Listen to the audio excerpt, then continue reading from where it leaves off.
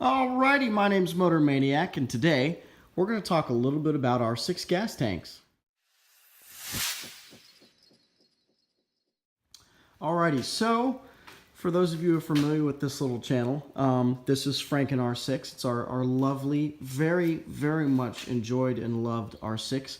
I bought this R6 a little over a year ago. It was technically totaled, had no major damage, but it had a lot of little bits and pieces, and we've spent the last year really repairing it. I've actually wrecked it since then, and again, we repaired it.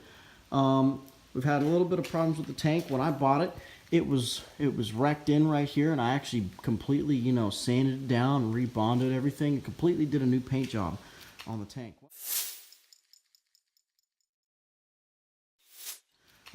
Well, unfortunately, there was a pinhole leak. Actually, there were several pinhole leaks, and you can kind of see the bubble right there. There were pinhole leaks in this gas tank. Now, gas is very corrosive. It eats through everything. It'll even eat through automotive paint. As you can see here, there's actually a little bubble right there.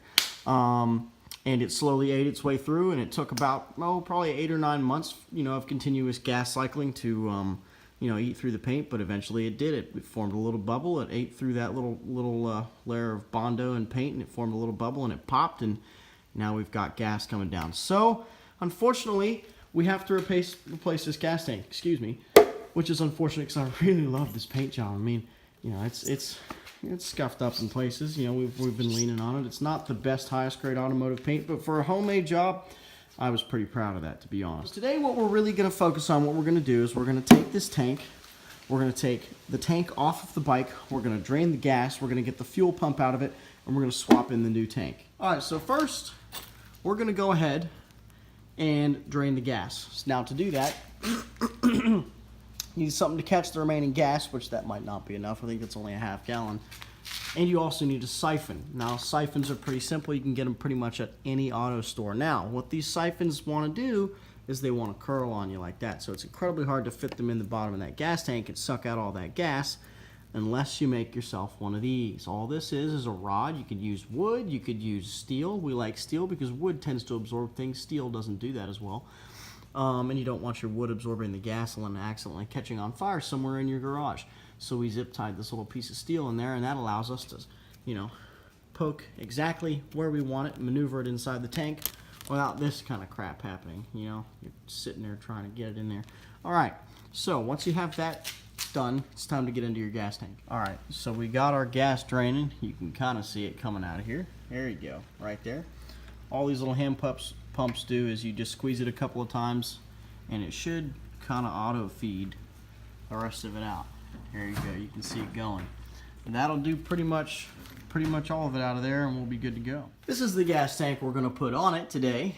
As you can see, it looks nice. It matches the front red fender, and I'm hoping this little white stripe will match the tail. So without further ado, we're gonna go ahead and take off the gas tank. Alrighty, so we went ahead and took our seat off, just 2 Allen bolts right here and there. Went ahead and took our tank bolts off, again, just 2 Allen bolts right there. And all we're gonna do right now is just peel this tank back a little bit. Yep, do that. And start taking some of these hoses off. We're gonna push this up with a 2x4 to get this propped up for us, and then we'll start disconnecting some of these electronics. That came off. Yep, the vent pipe right here. The vent. And then you want to remember that the white goes on top of the tank, and the green goes on the bottom of the tank. You also have a fuel hose right here. You want to take that off last because it's going to squirt a little bit of fuel out. You want to be ready for that. This is another breather, I think. All right, with all your hoses disconnected, and you want a towel right here just in case this drips, you're going to go ahead and take this bolt out. Now, this bolt just unscrews right out of the side, and it is a 10 millimeter. You just go ahead and unscrew it. Yep. You want to go ahead and take it to a place where it's not going to damage anything. I think we really did get all the gas out of it, so that's nice. So now we're going to go about taking the fuel pump and the gas cap out of the tank. Next, we're taking off the fuel pump. Again, these are Allen keys. Alright, so when you take this fuel pump out, there's a side that's going to catch, and you have to push a little tab in. We're going to show you how to do that.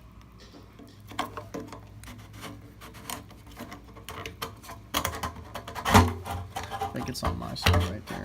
Yeah.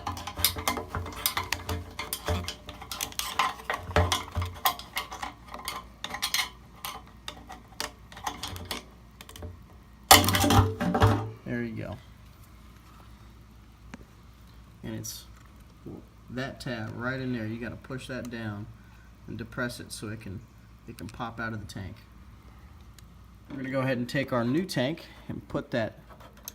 There you go. You see that piece in action right there.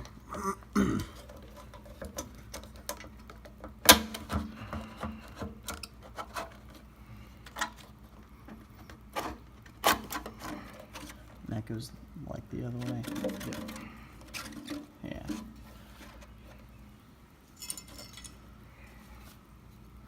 Go ahead and put our, here we go. Oh, it's gotta Go that way. Is that right? Yes, I think so. Yeah, because the two vent tubes go there. Yeah.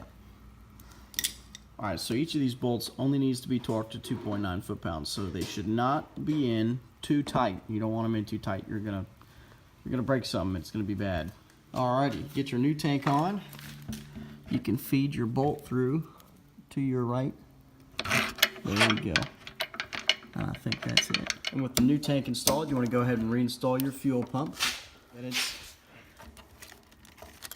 white on the top, green on the bottom. So your green is going to go like this.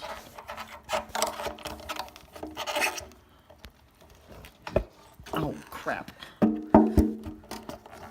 Like that. And your white is going to go like this. You need to hear that click, so I got to go back and do the green one a little bit until we get it. There it is. You want to get your overflow and evap valves. Evap's in there. Overflow is going to be right over here behind that white.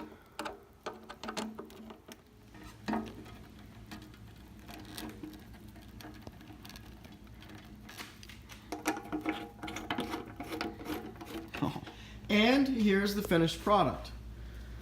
So you can see here, it looks pretty good. It matches with that front red fender right there.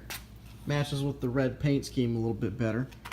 And here's the finished product right here. It looks good.